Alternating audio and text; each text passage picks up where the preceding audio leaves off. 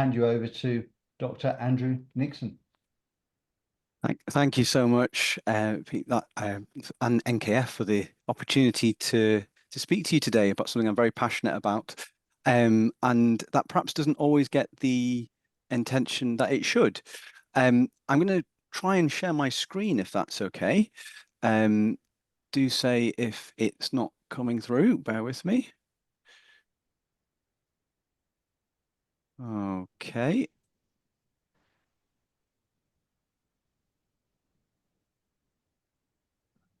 Can you all see those slides? All working well. Fantastic.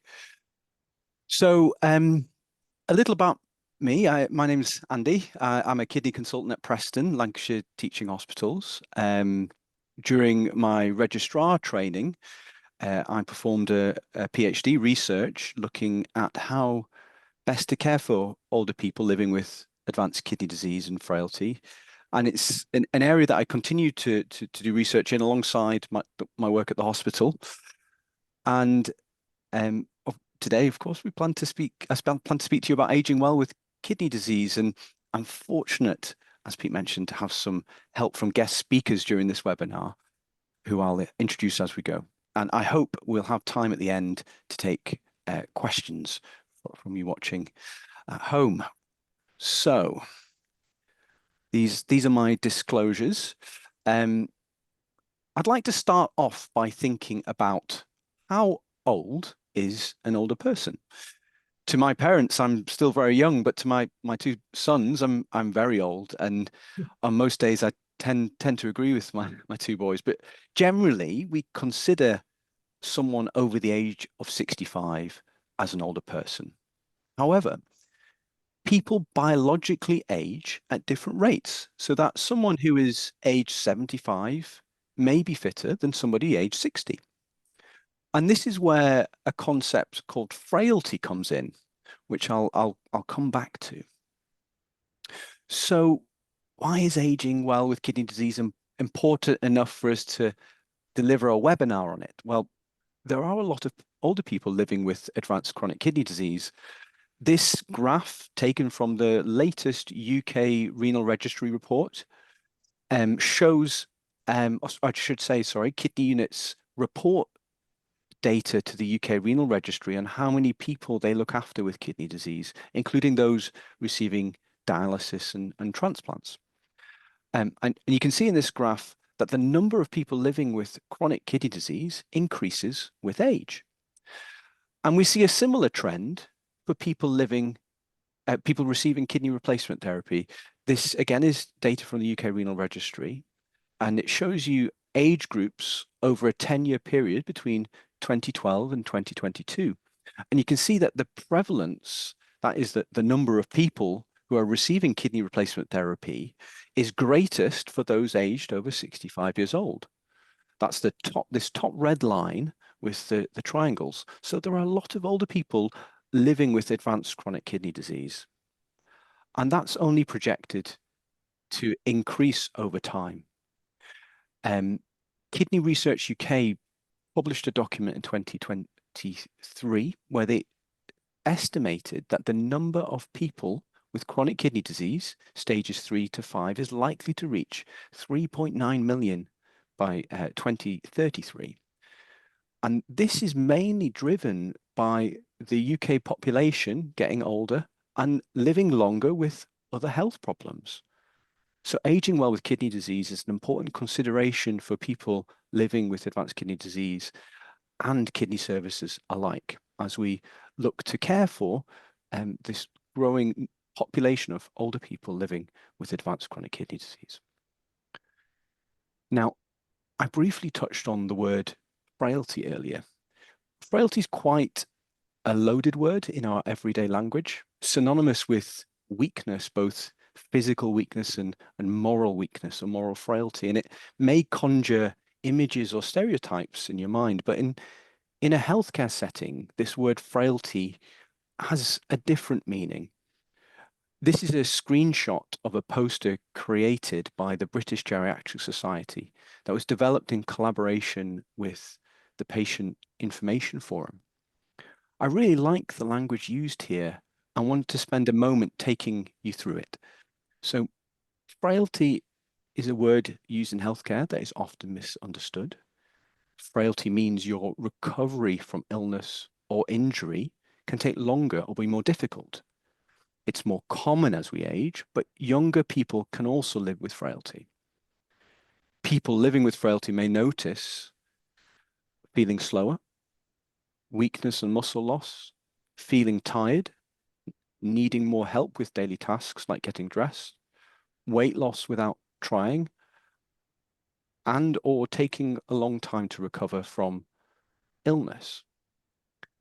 Now, essentially, frailty means that you're not as strong as you were when you were younger. And if you were to experience an illness, you might not bounce back quite like you used to. It might take you longer to recover from that illness, and you might need a bit more help as you recover during that recovery period. This concept of frailty actually is more important than age, as people biologically age at different rates, as I mentioned. It's true to say that as we get older, we are more likely to be living with frailty, but being old does not mean that a person is living with frailty. Someone who's older can be fit. But what we do know is that frailty is more predictive than age alone for future healthcare problems, and that's why it's important for us to identify it. We also know that people living with advanced chronic kidney disease, are more likely to develop frailty over time than people who don't have chronic kidney disease. We think that is related to what happens within the body when the kidneys aren't working as well as normal, in part alongside perhaps reduced physical activity levels that can happen over time. In the number of people that are reported to be living with frailty and advanced kidney disease does depend a little bit on how you measure it, and that gets a bit complicated, but at least 3 in 10 older people with advanced chronic kidney disease are living with frailty. When thinking about frailty, it's important to think of it along a spectrum from fitness to mild frailty, moderate frailty, and severe frailty. People can become less frail or more frail over time, with the potential for improvement in frailty more likely in those who have more mild frailty. In the UK, a tool called the Clinical Frailty Scale is often used now to summarize a healthcare professional's assessment of a person's frailty.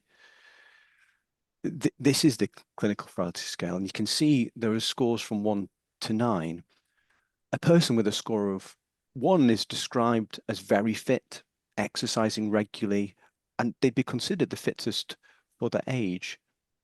If you look at a person who scores a 4, they're described as living with very mild frailty. They may be completely independent in day-to-day activities, but symptoms may limit some of their activities, and they may describe feeling more tired, and that's in part why they're not able to do everything they want to do.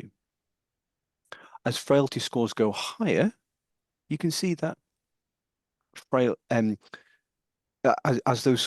scores of the clinical frailty scale go high, you can see that frailty becomes more severe. A score of 8 describes somebody living with very severe frailty. And within that description, it says it's a person who's needing help with daily activities, including washing and dressing. Assessing a person's frailty or fitness, if you look at it from the other side of the coin, is important for healthcare professionals because it provides an opportunity for doctors and nurses and other healthcare professionals to think about how they can reduce the risk of future problems for that person. But how we communicate this as healthcare professionals is important, because if we don't do it well, it can be associated with negative thoughts and feelings. And with that, I'd like to introduce our first guest speaker, who is David Green, who's received a kidney transplant and has also been invited to receive a frailty assessment. So I'm just going to stop sharing for a moment and ask David, how does it feel to be assessed for frailty? Well, the simple answer is it felt very good. Just as a bit of background, my wife and I moved to Lancashire, where we are now, about 2 years ago, and the GP we registered with took an immediate interest in me as a post-transplant patient. And I got all sorts of invites to various checkups and vaccinations on offer.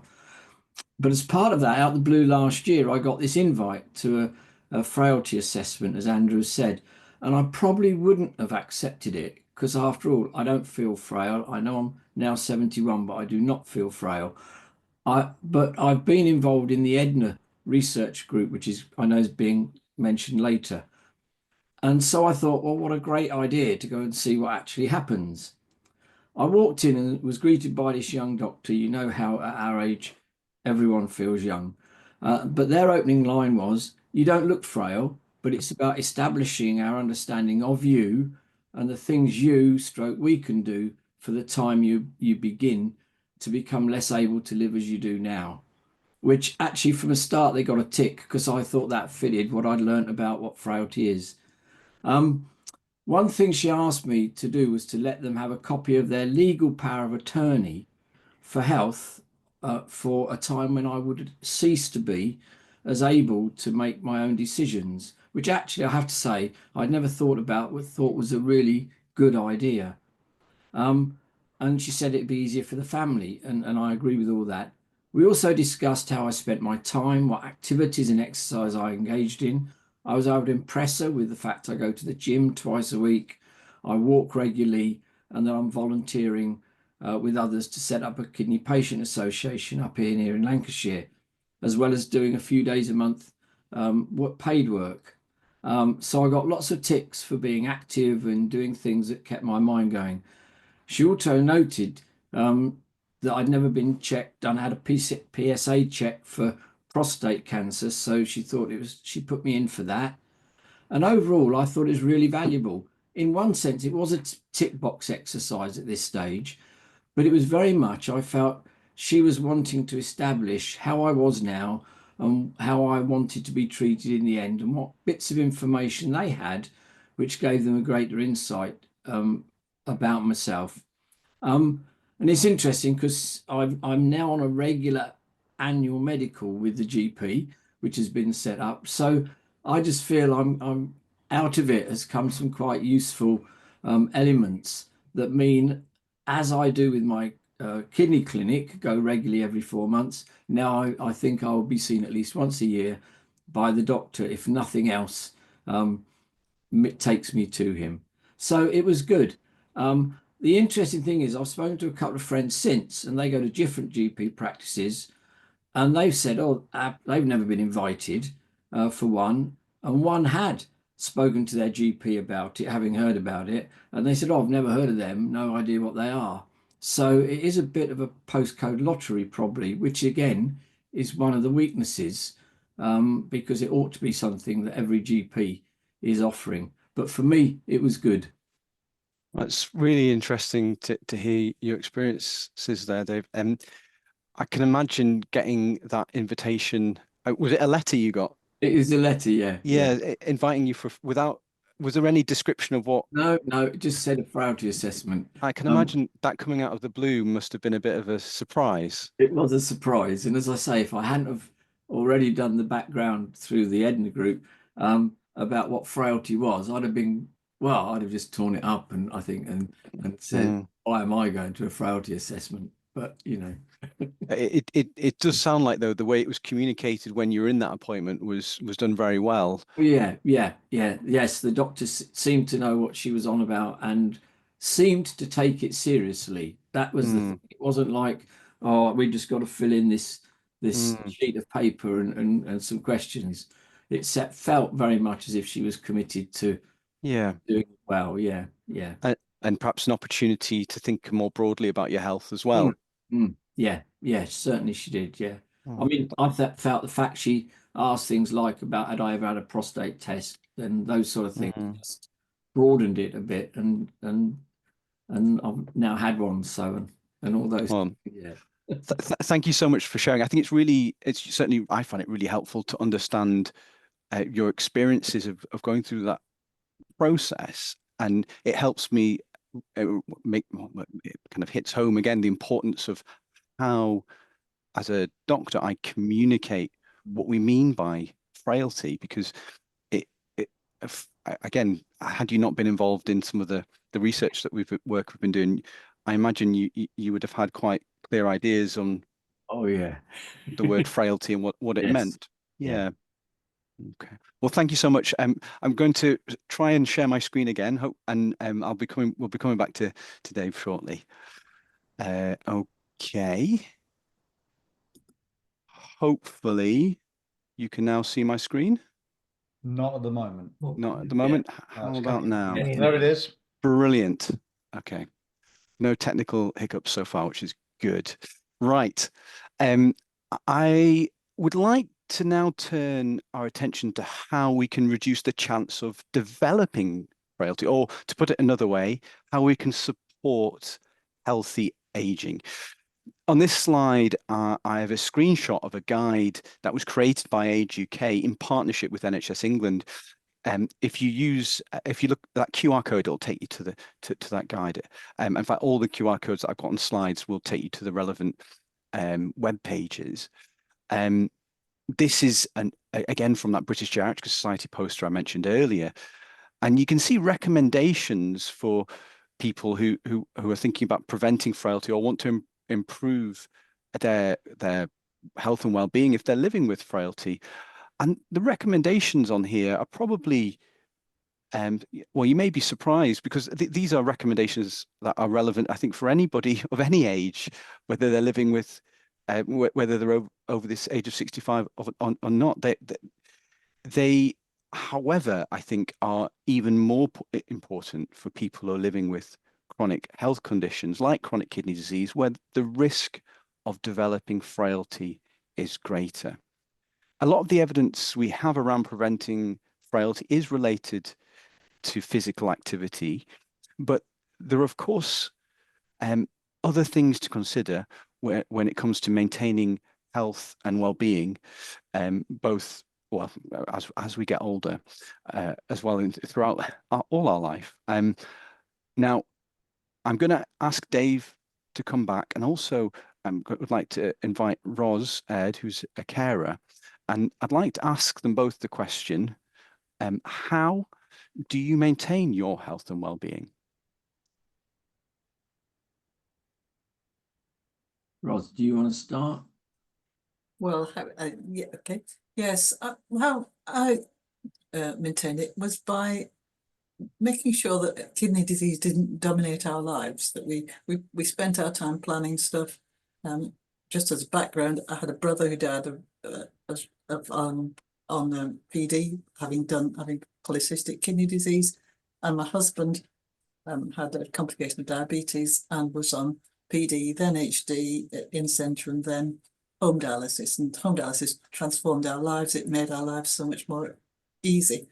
And we spent a lot of time planning outings while we were on dialysis, so that life, it was part of living rather than dominating our lives. And we did some volunteering, which I carried on with.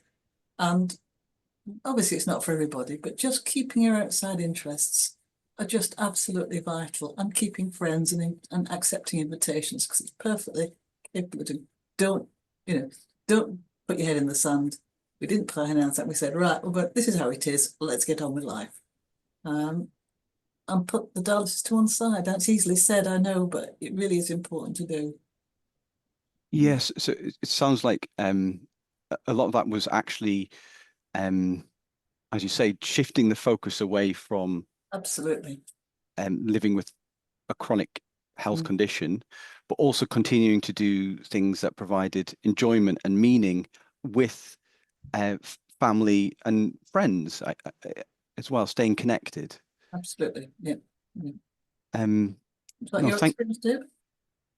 Yeah, I mean, I was on home dialysis as well, and that's I'd echo all of that.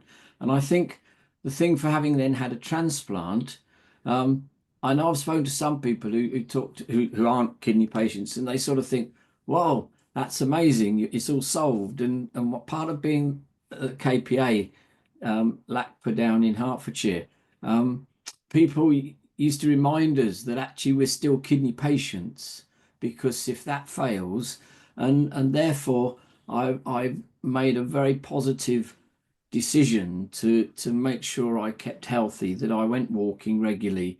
I used to do reformer Pilates, which isn't as wussy as it sounds. I thought it was for women. It's not just for women. It can be quite beefy because you do everything with tension.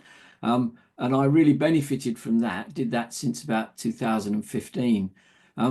But also and we moved up here, and there were they don't do they don't do Pilates on reform as much up in Lancashire, that I've found. So hence I joined a gym that does small group, so I'm overseen. So I'm not required to lift big weights. I'm not required to do things that people who want to be beefy and so on are. And I've told them my aim is to be able to do the same things I can do now in another 10 years, which they felt was a great. I thought they might look at me a bit, but no, actually they thought that was a really important thing. And I'd also echo Ros's thing about maintaining contact with community. And we worked quite hard, having moved up here a couple of years ago to be nearer to family. But we've built some good relationships, again, partly through trying to get a KPA started, which is like pushing stuff up hills. But we're getting there. But you get to know people quite well through that. We're involved in our local church, and that's been good. And we sort of spend lots of time having meals with people all around the place, which is really good. So, I think those are the things that you don't allow. And a bit like Ross says, you never allow, or we've tried not to allow, the kidney issue to dominate our lives, but build around it. So they are part of our lives, but actually they're not the thing that we always think of, and we try and just do that other stuff as well. Oh, thank you so much, both Dave and Ros. I think, yes, certainly when I'm speaking to patients in my clinical practice, I'm a big advocate of physical activity, but also, as you say, in continuing to do the things that you enjoy with the people you want to spend your time with, and I think that's really important for us all. So thank you so much for sharing those insights. Again, I'm going to try and share my screen. Hopefully it will work. Fantastic. Can everyone see that okay? Yeah. Brilliant.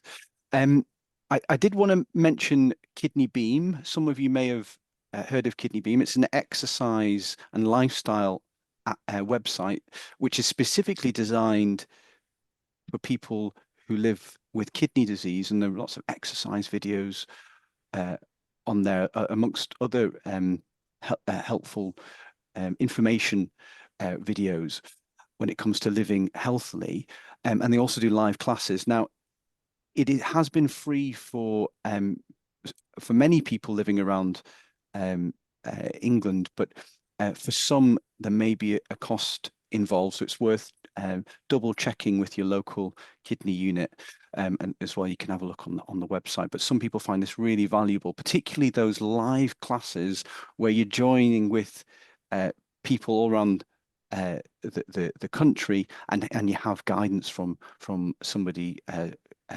qualified instructor, which, as Dave mentioned, can be really helpful. But there are lots of ways to maintain physical activity, be more physical activity. It's building it into your daily routine, from going from simple. You could just go for a walk with friends or family, or just around the block. Join your local gym, or there are resources available or activities available through local organisations like Age UK. So you can always have a look on Age UK and see what activities are available in your local area. I think when I last looked, I saw walking football was one of the things that was being organised, which looked actually I'd quite enjoy doing that myself, now that my running football days are well behind me.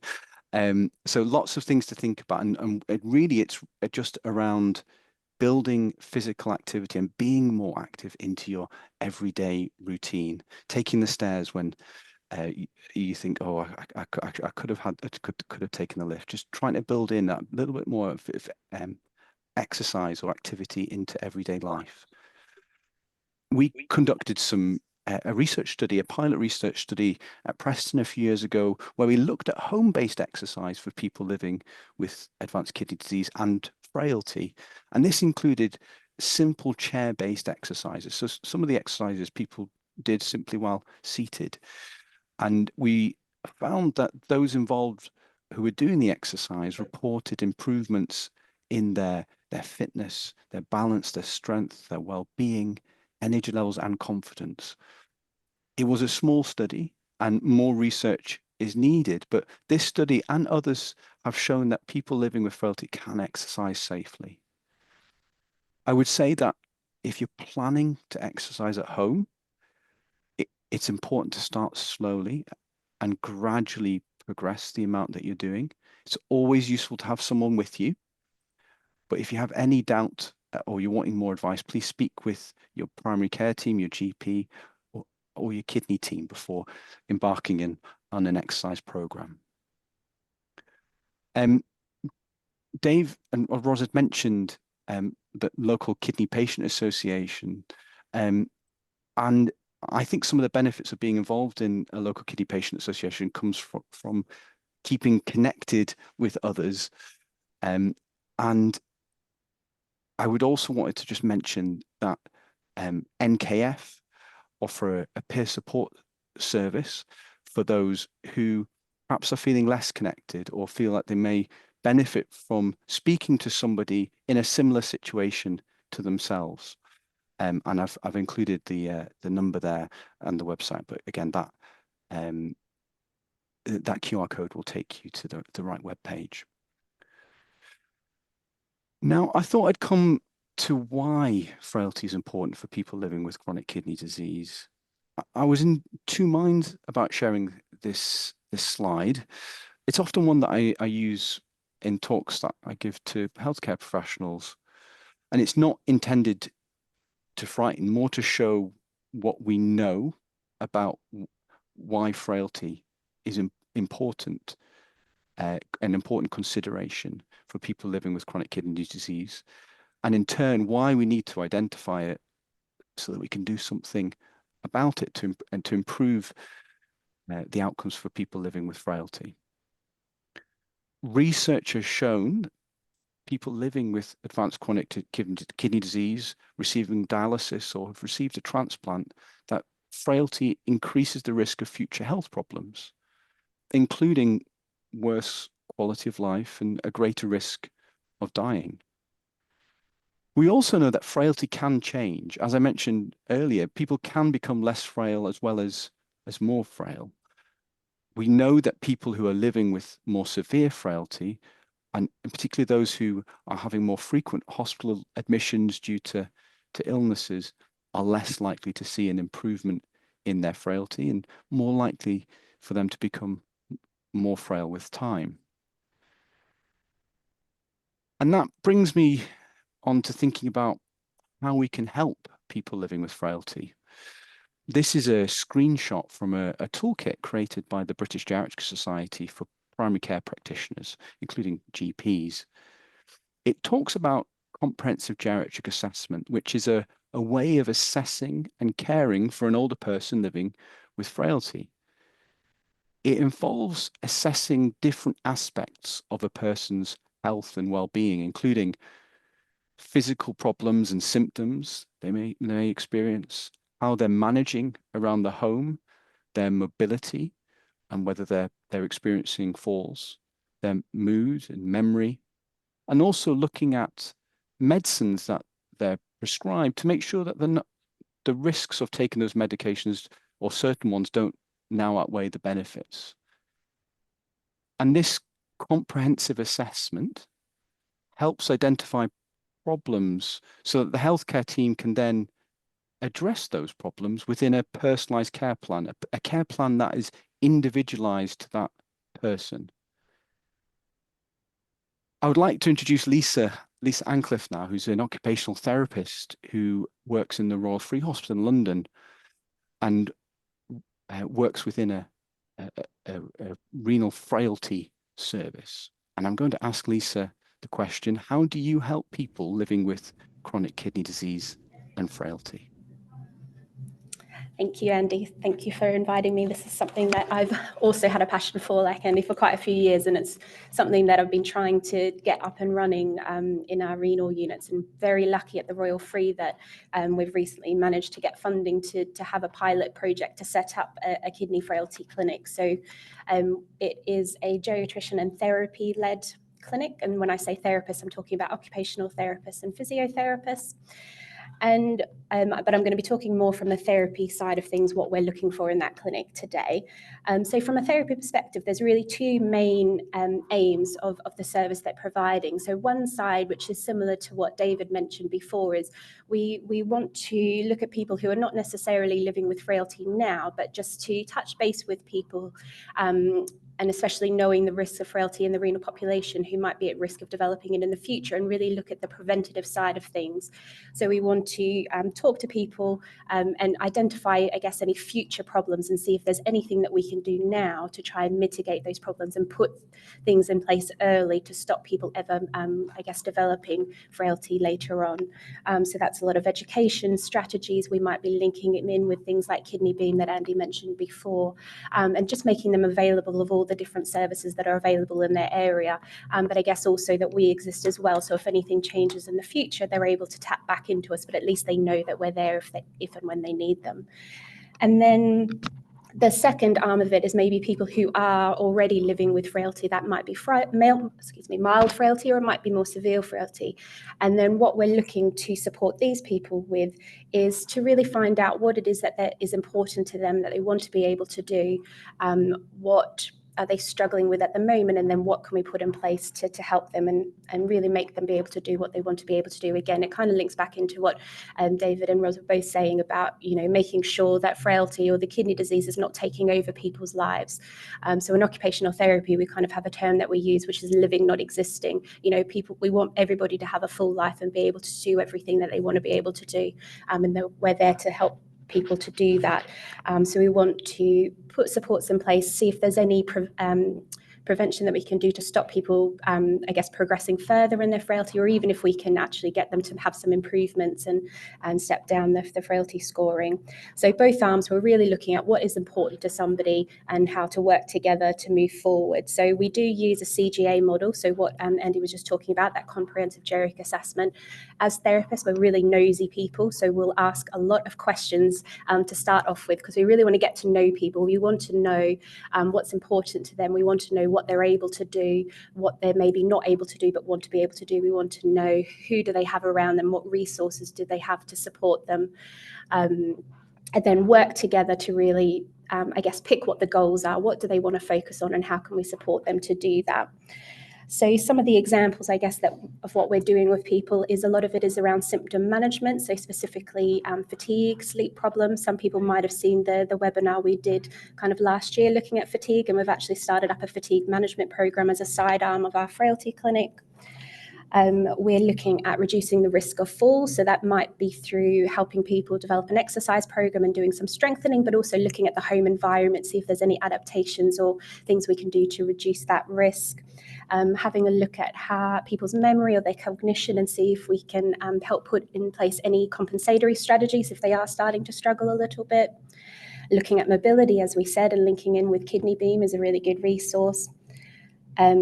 As Andy said, kind of looking at the day-to-day activity somebody needs to be able to do. And again, if there's any problems, working out the best way to help mitigate that. Is it through different techniques or adaptations? Is it providing a little bit of equipment to make things easier? Or is it actually getting somebody in to support them through, carers or something a little bit more formal? But it's also considering things like social isolation. Sometimes when people are starting to struggle a little bit, they can kind of step back and withdraw a little bit and become more based in the home environment and stop talking to friends and family. So it's making sure that we can identify that and link them in. And it might be, again, just linking them in with different things in the community. There's a lot of community groups, cultural groups, church groups that they can either go out to, or that can just give them a call at home if they're not able to get out, but just again making sure they're aware what's available, and then thinking about the people around them, so the carers or their family, and making sure, you know, we're looking at the person as a package, so what's important to the person but also the people around them, because we want to make sure that we're looking after the family as well.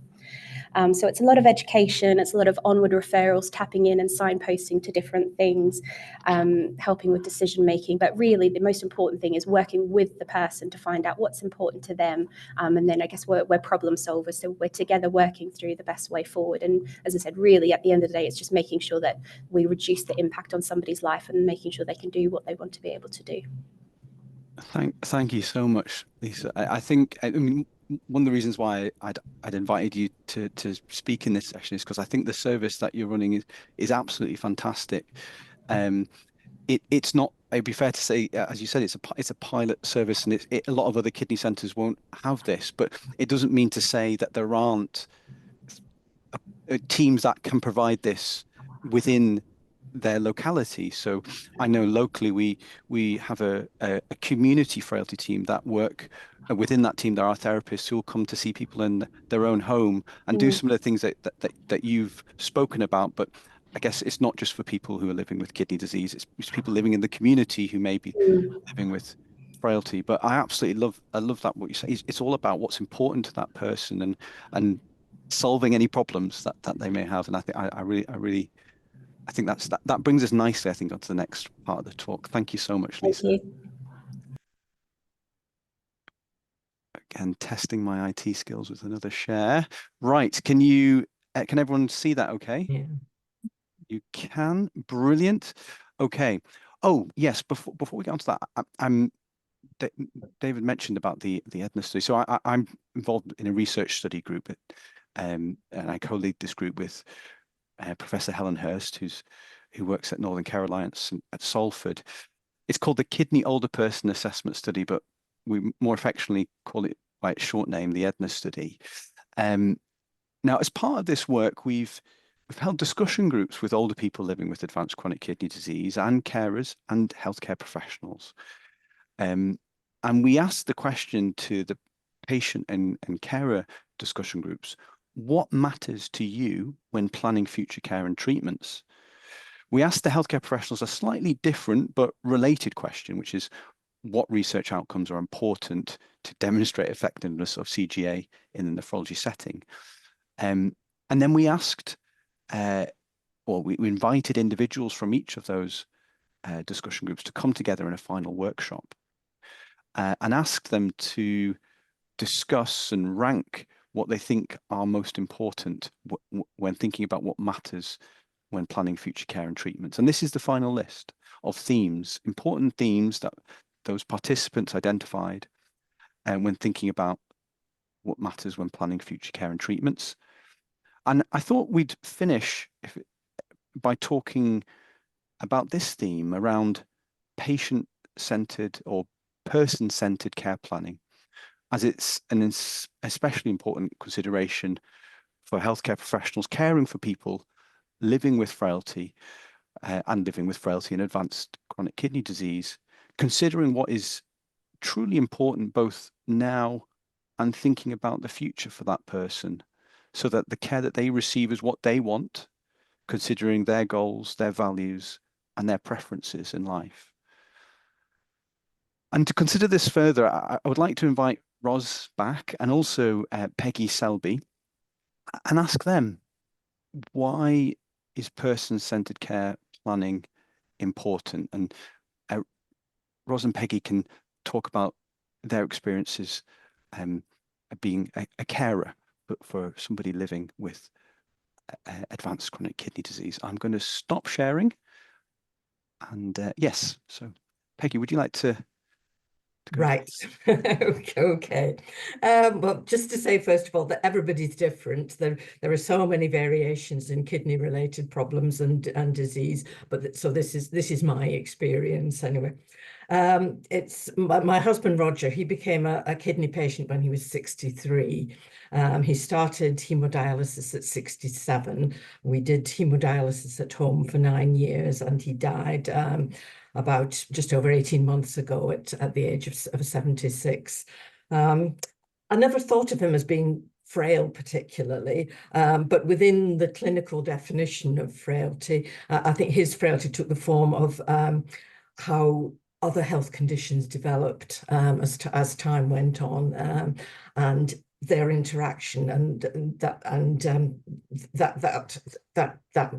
made things difficult. And looking at planning and sorting and arranging care, I mean, that also changes as things develop. So this is how we found things anyway.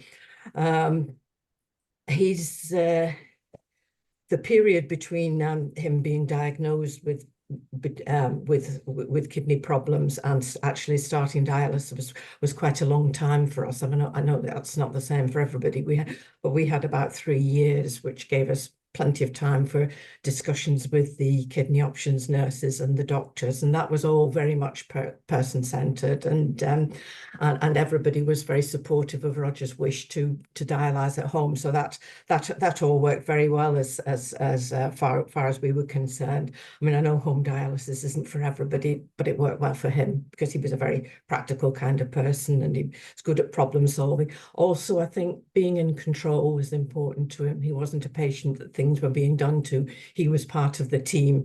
You know, he liked to you know, contact the technicians when the machine went wrong, and he was part of it. So, and that made a big contribution to his overall well-being. So that's you know, a good reason for person-centered care planning. During his 9 years on dialysis, various other health conditions developed, mainly heart problems. He had a triple heart bypass during COVID, which was quite stressful for us both, to be honest. And this is where care planning becomes really quite tricky, because you've got so many other departments and other health professionals involved. And really, to me, the only logical way to do that is to make it patient-centered, because the patient has got to be at the middle of it all. And it's how you organise keeping in touch and keeping track of who's doing, who says what, and who, you know, generally what happens. And I would also say that, you know, as time goes on and the patient becomes iller and things develop, then the patient's family, spouse, carer, or whatever you want, I don't like the term carer particularly, that becomes becomes increasingly important, and it's a case of all working together. And then sort of looking at care planning for the end of life, which this happened fairly quickly for us, although his condition had been building up for some time before he had the crisis that brought him into hospital. He had a fortnight in critical care being treated for an internal bleed, which his heart condition meant that he couldn't have surgery. And he decided to stop dialysis, which meant returning to the renal ward at that stage, the palliative care team got involved. They found him a place in a hospice where he died. It was 6 days after his last dialysis session and about 36 hours after moving to the hospice. So I mean, and that's where the importance of person-centered care comes in. I mean, you know, one of the heartening things about it was that at no time, although there were a lot of people involved, at no time did anybody suggest anything other than that his decision was the right decision, and supporting him in that, and making sure that everything was okay. And the other thing I would say is that there's an awful lot in the media and generally spoken about having, you should have your family, nobody should die alone, you should have your family and friends around you and all that sort of thing. But it wasn't like that for us. Roger didn't want that. He just wanted to go to sleep and not wake up. And fortunately, that was what happened. I can stop there, Andy, if you want, or go on to say a little bit about specifics for end of life planning. But I would firstly just like to say thank you for sharing your experiences and Roger's experiences. No, it's not an easy thing to talk about, and really appreciate you being so honest about it. And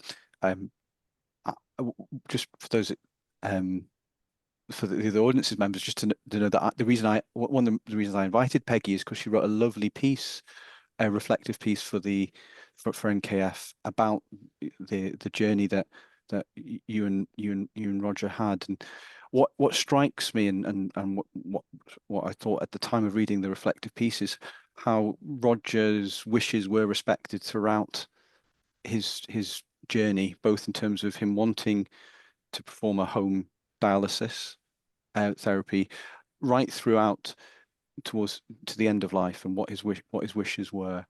And I think that to me shows that his your person-centered care was performed because it was entirely what he wanted when thinking about the future. I didn't know Roger, but it sounded like, as you say, he experienced other health problems over the years he was experiencing dialysis, and it sounds like that became more difficult. And I know it must have been increasingly so during the pandemic, which was a very difficult time, and I guess the communication between healthcare teams was perhaps even more challenging during that time as well. But no, thank you so much for sharing that Peggy. Ros, I don't know whether there's anything you'd like to share when thinking about person-centered care at this point. Well, absolutely. I mean, I can echo a lot of what Peggy said, but I had a really, really difficult experience with when my brother, PD, started to fail. And he got he was not consulted in the matter. As his carer, I was called in along with my brother, told it wasn't working anymore. What were we going to do? And when it became obvious that the only way forward really was to stop care because he was really frail and disabled, they said, well, go and tell him then. And so I just realised how different it is when you get a person-centred care, that he could have had so much easier a time in dying. As with my husband, he died suddenly, so there wasn't the way of planning that. But certainly, absolutely, the focus was on him all the way through. We got tremendous, and that made such a difference to our lives in respecting our wishes. So yes, absolutely echo what Peggy said, and the vital importance of talking and involving the person themselves, because he wasn't stupid, he was just frail and disabled. Got no choice in the matter, which was hard. So if I can do anything to prevent that in the future, that's great. I'm sorry that was your experience, Ros, but thank you for sharing. I think it just highlights the importance of taking this approach to care. And it's something that certainly that we advocate. But it's treating you as intelligent human beings rather than some sort of object, and that's really what makes such a huge difference. Yeah. I've got a few final slides to share. I'd like to say thank you again to Peggy and Ros for sharing those experiences. I know that you've been very, very generous with your time, and I'm sure everyone here will appreciate your honesty and when you've been describing your reflections. I'm again, for the final time, hopefully this will work, and you can see that. Can everyone see that okay? It's working. Fantastic. Oh yes, I wanted to mention this website. It's something I mentioned actually in my clinical practice. It's called My Wishes, and it's free to register on this website. It helps guide you as you consider what care you want in the future. And so yeah, it's something that you might find a useful resource. And I wanted to come back to the NKF Peer Support Service, because I acknowledge that some of the things that have been spoken about today, though very important, can bring up negative thoughts and feelings. And please consider contacting this service if you feel it would be helpful, or think about speaking to your GP and your kidney team. So that brings us to the end of the presentation. I hope we've successfully answered the following questions during this session. What is frailty? Why is frailty important for older people living with chronic kidney disease? How can we support healthy aging? How can healthcare professionals support people live well with chronic kidney disease and frailty? And why is person-centered care planning important? I'd like to finish again by saying a big thank you to Dave, Ros, Lisa, and Peggy. I'm very grateful for them for sharing their experiences with you, and I hope you found this a useful presentation today. Andrew, thank you ever so much for that. We've only got a few minutes left before the end of it, but that was fantastic. Thank you, Ros, Lisa, Peggy, and David as well, because your contribution was amazing, and especially to Peggy as well. And thank you personally for writing that piece in the Kidney Life magazine as well, because we've had so much feedback about that. Any questions at all? We'll do something very unusual, and if that's okay with you, Andrew, let's just open the floor up, and we've got 5 minutes left. So if anyone does want to ask a question, let's do it live for once. Jean, if you'd like to unmute yourself, you can ask a question.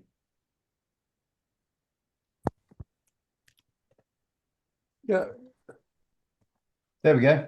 Could you give more details about the service that's offered at the Royal Free? Oh, well, I think that's a question best directed Lisa, to Lisa, yes. Hello, what specifically would you like to know? I can talk about it all day. Okay, well, just to clarify then, it doesn't just cater for kidney patients, it's for all patients, is that right? No, so this one that we're doing is specifically for kidney patients. So yeah, I work within the kidney unit at the Royal Free. So at the moment it is based within our advanced kidney care clinic. So kind of people who are, making a decision about what pathway and treatment decision they might go down. So we're concentrating on that population at the moment. Okay, so you in effect then, you also look at new kidney patients who are on low clearance. Yes, that's right. Yeah, low clearance. Right. Yeah. Obviously, we would hope that we could expand to every part of the pathway, but just for this pilot, obviously, we wanted to just focus and, see what we could do in one area. So yeah, low clearance is where this particular clinic is based. That's cool, because I can relate that to a service vaguely similar, but they do it at a hospital. Yeah. Perfect. The more the better. Thank you very much. Quick question to Peggy, actually. Someone's asked, which edition is Peggy's article in? And off the top of my head, I can't remember. So maybe you can, Peggy. There we go. One she prepared earlier. It's this one. It should say on the top where. Yes, winter 2024. There we go. So if you'd like to go to our website, we've got them all so you can read again. So that's kidney.org.uk. Let's squeeze in one more question. Hello. Sue Brewer. Hello. Yes. Could I ask the doctor to talk me through what it's like to end life without dialysis? I'm particularly concerned about the medication. Are most medications continued intravenously to keep the patient stable? I'm concerned about feeling a lot of pain if I come off prednisone. And can it be quite a peaceful ending? Thank you for asking that question, Sue. I think it's something that's difficult to think about, but I appreciate that when it comes to people receiving dialysis, there may come a time when somebody decides that they wish to stop dialysis. And that's something that we respect as healthcare professionals caring for people who make that decision, and support them through that. It's something though that we certainly in my practice we work closely with the palliative care team when it comes to people who make a decision to stop dialysis. The questions about medication, the answer, there are certainly lots of different medicines that can be used to manage any symptoms people experience in their last days of life. When it comes to things like prednisolone, that, for example, may be continued for as long as somebody is able to take it if they've been on it for a long time. So some certain medications may be continued if the benefits are thought to outweigh risks of more problems occurring. Medications aren't typically... Well, that's a good idea. It's just finishing now, so I'm just about to come. Medications, I guess, where possible, wouldn't be given intravenously, but they can be given what's called subcutaneously. So that's that if someone can't take a medication orally, then normally a small needle can be passed under the skin to give medicines. But I would also say for anybody thinking about this, it's important to talk to your kidney team about it, and also to ask if you may be able to speak to your local palliative care professionals to learn more about what services are available and how you can be supported through those last days of life, and where you'd like to be as well, because that's a really important consideration. It's obviously not a decision to be taken lightly, and one that requires consideration. But people are supported to stop dialysis and can have a peaceful last days of life of where they want to be. It's certainly not the case that just because you stop dialysis you'll experience pain. And obviously for different people their experiences can be different. But typically, if somebody decides to stop dialysis and they don't pass any urine, so they've got no remaining kidney function, they may pass within 1 to 2 weeks, and often what can happen is they become more sleepy and then reach a point where they don't wake up. Thank you, Andrew, for that, and thank you for the last hour. Hopefully everyone's found it useful. If you have got someone that wants to watch this and they didn't manage to turn up tonight, we have recorded it, and it will be available from around about 10 o'clock tomorrow on the YouTube channel and also our website, so kidney.org.uk.